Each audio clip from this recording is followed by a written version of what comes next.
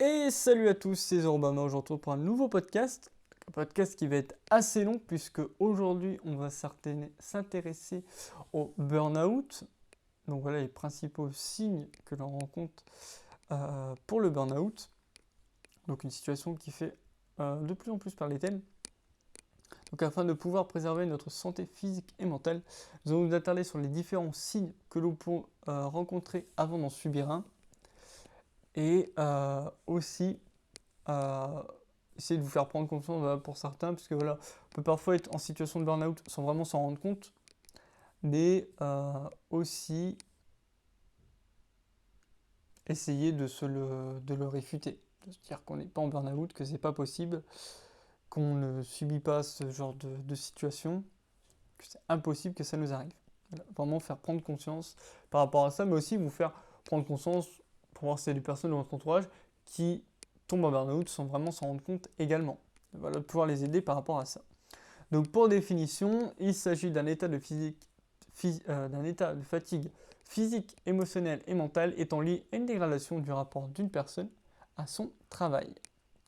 Donc les différents signes que l'on peut avoir lorsqu'on fait un burn-out. Donc là également pour faire cet article, j'ai été sur plusieurs sites différents de psychologie ou qui s'intéressent principalement au burn-out, ainsi que quelques infographies que j'ai attrapées par-ci par-là. Donc au niveau donc des signes que l'on peut avoir, comme je disais, donc, on va avoir du mal à dormir, on va avoir tendance à penser ce qu'on a fait ou pas fait au travail, en fait on va passer son temps à ruminer, ce qui fait que l'on va être stressé, qu'on va impacter notre sommeil, et avoir un sommeil qu'on va qualifier de pointillé. En deuxième lieu, on peut donc ne pas, enfin, quand on se lève le matin, on ne va pas avoir de cesse de repousser son réveil le matin au point de se lever à la dernière minute à cause de la fatigue et d'être également stressé car on risque d'arriver en retard.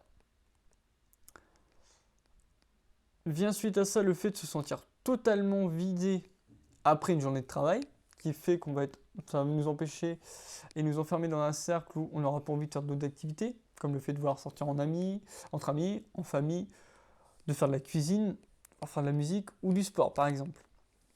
Le fait d'avoir des horaires compliqués qui vous obligent à travailler avant l'aube et ou partir alors que la soirée a déjà bien débuté, ça peut être une source de stress pour certaines personnes qui n'arriveraient pas à s'y habituer. D'autres personnes s'y conviennent, enfin, totalement certaines personnes lors des horaires, on va dire, décalés, mais pour d'autres, ça peut être vraiment très difficile à vivre. Donc vraiment faire attention par rapport à ça. Ne pas avoir de cesse de se plaindre, donc on peut très bien évacuer son stress en fin de journée, mais il faut quand même faire attention voilà, que ce ne soit pas tous les soirs, que vous ne soyez pas tout le temps en train de ruminer et de venir empiéter sur les relations sociales que vous pouvez avoir. Le fait de détester complètement le début de semaine au point de ne pas vouloir vous lever le matin, le fait de vous sentir libre lorsque la fin de semaine arrive enfin, le fait de aussi répondre bien ou bof quand tout le monde comment ça se passe au travail, ou si ça se passe bien, le fait de ne pas vouloir clairement parler de votre travail, donc voilà, quand on vous demande quel est votre travail, ça veut dire j'ai pas envie d'en parler. Au niveau travail, donc là au niveau de vos collègues, si vos collègues commencent à vous demander un peu plus souvent si ça va, ça peut venir lui faire voilà, qu'ils doivent remarquer que vous n'êtes pas trop à votre aise. Donc il serait peut-être temps de vous les écouter ou d'écouter votre corps pour voir si quelque chose se passe ou vous taraude. Le fait aussi que vos collègues peuvent hésiter à venir vous voir, prennent des passettes pour vous dire certaines choses en ayant principalement peur de la réaction que pourra avoir. Et ça peut aussi venir d'un comportement que vous pouvez avoir de plus en plus négatif envers eux, sans vraiment vous rendre compte.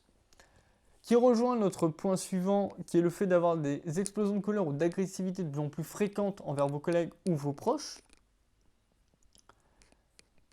Également vient le fait de vouloir vous mettre à l'écart lorsqu'il y a des événements entre collègues, comme des déjeuners, des after-work, en montrant une perte d'intérêt totale suite à ça, de vouloir sortir, et qui peut aussi entraîner une perte de sociabilisation lorsque le burn-out va commencer à devenir de plus en plus important. Le fait clairement de ne plus aimer les gens, parce que vous avez envie de changer de travail, vous en avez marre de voir tout le temps les mêmes personnes. Vous allez commencer à devenir irritable, voire même agacé de devoir leur parler, donc elle est traitée de façon assez exécrable. Suite à ça, de devenir complètement, enfin peu à peu, voire complètement cynique, suite au désintérêt que vous portez pour votre travail ou votre société. Voilà, le fait de vous dire que ça vous passe complètement par-dessus la tête ou par-dessus l'épaule de ce qu'on vous demande de faire ou de ce que vous avez à faire, parce que vous avez qu'une envie, c'est de partir. Vous sentir tout le temps débordé. Voilà, à cause du stress, vous dites que soit les tâches elles sont trop longues à faire, sans compter que la fatigue vient s'accumuler derrière. De vous dire aussi que vous n'avez pas le temps de chercher un autre travail. Donc ici, on risque de tomber dans un cercle vicieux qui pourrait essayer... Alors, s'illustrer de la manière suivante. Alors clairement, il est exhaustif, hein, parce qu'il peut manquer beaucoup de choses, mais je n'allais pas vous faire une prise assez conséquente. Donc voilà, on parle de la fatigue. Donc la fatigue va vous apporter du stress. Ce stress peut venir percuter votre motivation, votre productivité, ce qui fait que vous avez une perte de motivation engendrant une perte de performance, qui va engendrer le fait de ne pas vouloir, de ne pas avoir le temps de faire votre travail, qui vient taper dans le fait que vous voulez changer de travail, sauf que vous êtes vidé après le travail, je rappelle par rapport au point précédent, vous allez vouloir vous reposer, puisque vous êtes fatigué, et donc vous n'avez pas le temps de chercher de travail, et du coup c'est le cercle qui repart à chaque fois pour un tour. Ajoutons à ça qu'au bout d'un moment, certaines personnes vont commencer à se résigner et à se dire, enfin d'admettre que ils n'ont que ce travail pour l'argent qui reste uniquement pour subvenir à leurs besoins. Parce que s'ils n'ont plus ce travail, ils vont se retrouver à la rue et ne pourront plus rien faire comme payer leurs factures. Le 18e point, là on va parler de fantasme, donc de rêver sans cesse de votre départ, donc il va rejoindre le point précédent. Pensez à changer de travail pour un meilleur salaire plus attrayant ou des horaires qui seraient moins chargés, mais vous n'avez pas le temps de chercher, chercher clairement d'autres horizons. Donc ce départ va rester uniquement un fantasme, parce que vous n'allez pas vous bouger pour chercher autre chose. Point suivant, le fait de ne pas parvenir à vous rappeler lorsque vous étiez épanoui et heureux d'avoir accompli quelque chose au niveau professionnel. Ça peut être un point où vraiment ça doit vous faire tilt du fait que votre travail ne vous intéresse plus du tout. Et avoir la constante impression d'être au point mort ou de ne pas progresser. Ça va montrer que vous vraiment changez de travail ou bien de prendre des vacances pour faire le point dès que possible. Donc ça, c'est les situations cumulatives qui peuvent vous amener à une situation de burn-out qui va ou qui peut être de plus en plus prenante. Donc une fois que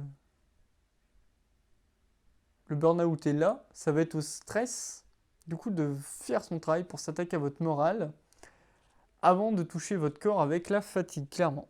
Donc résultat, vous, la personne qui va présenter les symptômes, va commencer à te toucher au niveau psychologique de cette manière. Donc on cite généralement donc déjà une démotivation constante par rapport à son travail, de faire preuve de déni qui pourrait être vécu comme un échec. Voilà, on revient sur le fait de la personne ne veut pas admettre qu'elle est en burn-out, qu'elle est en épuisement professionnel. Donc elle va continuer à pousser, continuer à faire le maximum, même si sa santé doit en pâtir. Puisque pour elle, en fait, si elle s'avoue vaincue, si la fatigue prend le pas, elle va se dire j'ai échoué, je n'ai pas réussi. La baisse de confiance en soi qui va venir accentuer tout ça. Le sentiment d'échec. Le sentiment d'être incompétent. Les difficultés pour parvenir à se concentrer. Vient derrière l'indécision et ou la confusion. Les difficultés à exercer un bon jugement. Les pertes de mémoire. Le goût de vouloir s'isoler. Après, derrière, on peut avoir l'insécurité, l'inquiétude ou l'anxiété par rapport à tout ça.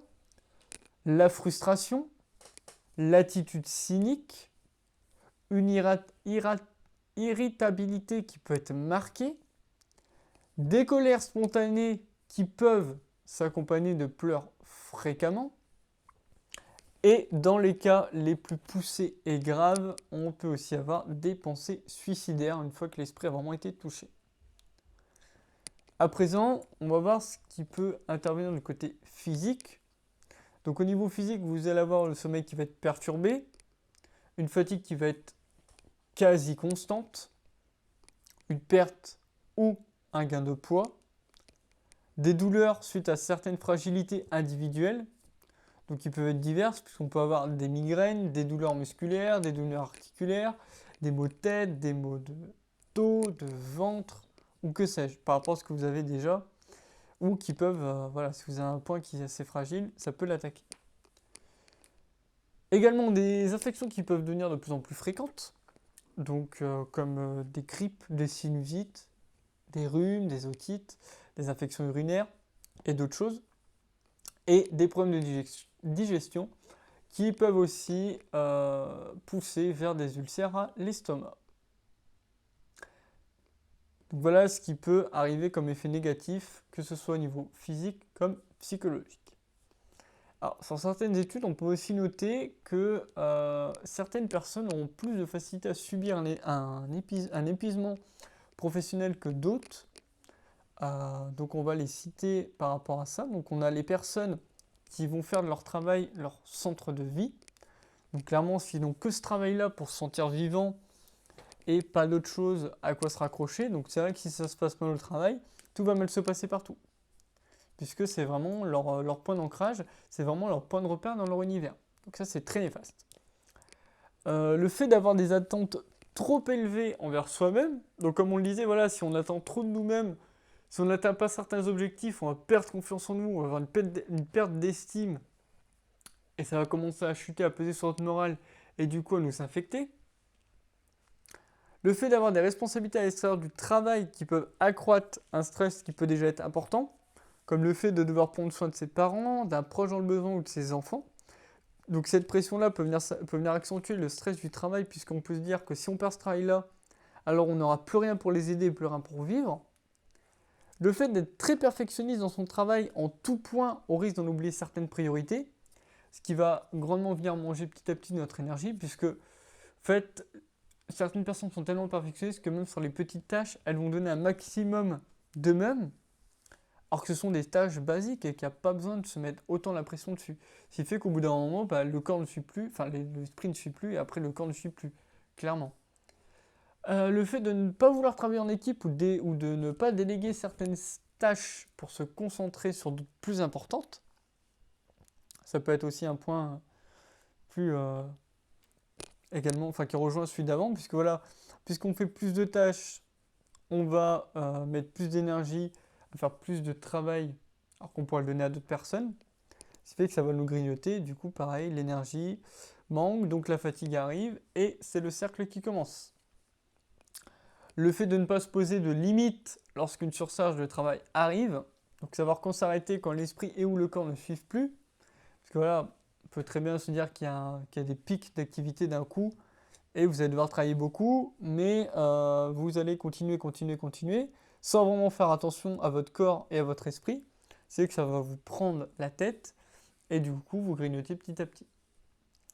Et le fait d'avoir deux autres points aussi, le fait donc d'avoir une conscience professionnelle qui peut être beaucoup trop poussée, qui fait qu'on ne va pas arrêter de penser aux problèmes de travail quand on est chez soi, ou le fait qu'un problème pourrait venir remettre en cause nos capacités, même si la faute ne va pas forcément venir du travail qu'on a fourni, d'une autre personne. Et on va vouloir endosser du coup les erreurs de tout le monde, ce qui fait que la pression va se sentir de plus en plus, qu'on va être de plus en plus pris dans un étau, et du coup commencer à se détruire l'esprit et à se détruire le corps par rapport à ça. Et le dernier cas, ce sont les personnes qui n'ont pas assez d'estime d'eux-mêmes. Prochainement, on fera un article et un podcast où on s'intéressera à comment avoir un peu plus de confiance en soi et en ses compétences. Et du coup, quand l'objectif n'est pas atteint, ces personnes-là vont se sentir incompétentes et inutiles, au point d'en faire une affaire personnelle de cet échec qui peut être vraiment très pesant. Il faut vraiment faire attention à ce genre de personnes. Enfin, ou si vous avez ce genre de comportement ou de caractère. Vraiment faire attention par rapport à ça, parce que un burn-out peut très vite arriver sans s'en rendre compte. Donc à présent, pour terminer, nous allons nous intéresser aux différents moyens qui pourraient être mis en place pour prévenir ou limiter votre épuisement professionnelle de différentes manières. Donc déjà, être alerte par rapport aux symptômes psychologiques et physiques liés au stress qui pourraient faire l'apparition. Donc bien entendu, référez-vous à ce qui a été décrit au-dessus. Ensuite, si vous sentez que vous êtes stressé, il faut découvrir les causes de ce stress dès que vous l'avez identifié. Ça peut beaucoup vous aider à aller mieux. Voilà, si vous savez d'où vient la source, pour remonter jusqu'à celle-ci et la bloquer ou faire quelque chose pour l'améliorer et vous sentir beaucoup moins stressé. Le fait d'avoir un soutien social venant de vos amis, de vos proches, de vos collègues ou de votre famille pour discuter des difficultés que vous rencontrez peut être très utile puisque vous vous sentir soutenu, donc vous allez pouvoir vous décharger de certains poids en vous relâchant grâce à la discussion et ça peut beaucoup vous aider par rapport à ça. Ensuite, il est vivement conseillé de prendre le temps pour échanger des trucs ou astuces ou expériences avec vos collègues pour gagner du temps sur certaines tâches ou apprendre une nouvelle façon de faire. Et bien sûr, si vous êtes travailleur indépendant, on vous conseille vivement de créer un réseau avec des personnes étant dans la même situation que vous pour pouvoir discuter et partager tout simplement par rapport à certaines choses. N'oubliez pas de prendre du temps pour vous, que ce soit pour la détente, pour vos loisirs, pour votre famille et vos amis. Et aussi de profiter de votre heure de dîner pour faire le vide et parvenir à décrocher un peu. Si vous avez un moment pour vous pour souffler, ça peut beaucoup vous aider à réduire le stress et à vous aider à mieux dormir et à commencer à résoudre les problèmes qui peuvent commencer à apparaître avec le stress. On vous recommande aussi de ne pas être esclave de la technologie, donc en apprenant à décrocher d'Internet et du téléphone, mais aussi à mettre des barrières si votre employeur est un peu trop insistant et essaie de vous joindre un peu trop souvent en dehors de vos heures de travail. Faites vraiment attention à ça. Aussi, il faut faire l'examen de vos habitudes de vie qui pourraient venir alimenter ce stress. Donc ici, on parle de la prise importante d'excitants ou le fait d'avoir une très mauvaise alimentation. On peut citer le chocolat, le sucre, les boissons gazeuses, l'alcool, la cigarette, le café ou le thé. Il faut essayer de vous mettre à la méditation pour vous détendre ou bien ou d'avoir une activité physique en essayant d'avoir 30 minutes par jour avec une périodicité de 5 fois par semaine. Donc voilà, on ne vous dit pas d'inscrire à la salle ou faire de la musculation tout le temps, mais au moins de faire du vélo ou de la marche, ça peut très bien suffire. Ça peut vous aider à vous aérer, à vous vider l'esprit et vraiment à relâcher la pression dès que possible. Dans la mesure du possible, il est recommandé de prendre, alors normalement c'est le mieux, c'est toutes les heures, si on se réfère à la certaine méthode de management, ou bien si c'est pas possible entre 2 et 3 heures de travail, de prendre 5 minutes pour vous changer les idées. Donc voilà, faire des exercices de respiration pour relâcher la pression, d'écouter de la musique, d'aller vous prendre un verre d'eau et vous prendre un thé, pas à chaque fois non plus, parce que voilà, on évite les excitants ou ce genre de choses. Ou même de vous étirer pour vraiment être relax dès que possible. Il faut apprendre à déléguer les tâches les moins importantes pour pouvoir rester focalisé sur votre travail et sur vos objectifs. Il faut aussi apprendre à dire non de temps en temps et ne pas dire oui à tout ce qu'on vous propose. Parce que à chaque fois que vous allez dire oui, ça vous fait du travail en plus, donc des tâches en plus. Donc beaucoup plus de travail, ce qui fait que vous allez avoir moins de temps à toutes les réaliser.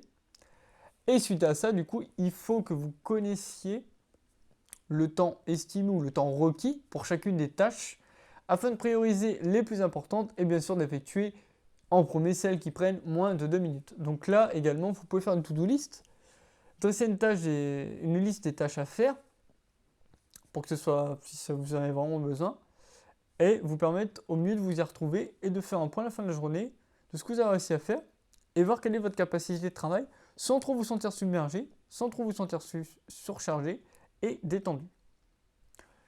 Et aussi, il est vivement recommandé de faire des réunions ou discuter avec vos collègues et votre supérieur à propos de l'organisation du travail afin de voir s'il n'y aurait pas des changements qui pourraient être opérés pour que ce soit plus profitable pour vous, tout simplement.